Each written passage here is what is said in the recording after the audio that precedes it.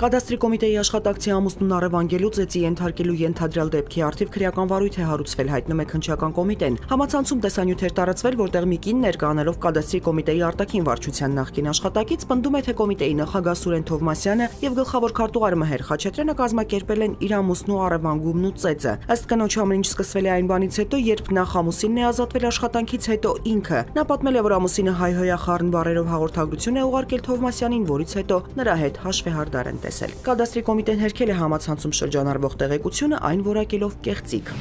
Իսրայելի բանակը ցամաքային հարձակում է սկսել Գազա քաղաքը գրավելու համար։ Իսրայելը հայտարարել է, որ նախատեսում է գրավել քաղաքը, վերացնել պաղեստինյան Համաս խմբավորումը։ Երկրի պաշտպանության նախարար Իսրայել Կացը հայտարարել է, որ իսրայելական զորքերը պայքարում են պատանդերի ազատ արձակման եւ Համասի պարտության պայմաններ ստեղծելու համար։ Նա հավելել է, Գազան այրվում է, Իսրայելի բանակը չի նահանջի մինչեւ առաքելությունը չավարտվի։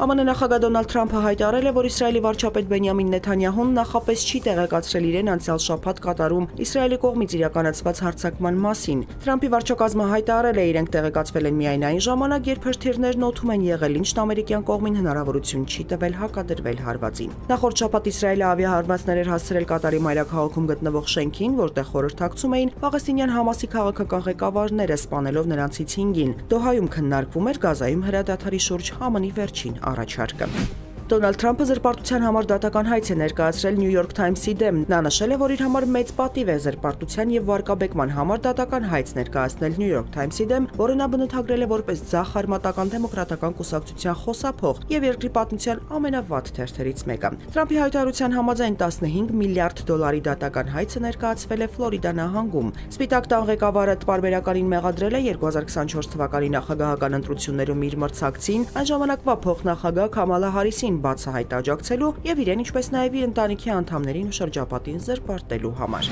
Դոնալդ Թրամփը Ուկրաինայի նախագահ Վլադիմիր Զելենսկիի հետ կարող է հանդիպել հաջորդ շաբաթ Նյու Յորքում, այս մասին հայտնել է ԱՄՆ պետքարտուղար Մարկո Ռուբիոն։ Նյու Յորքում նախատեսվում է ՄԱԿ-ի գլխավոր վեհաժողովի 80-րդ նստաշրջանը։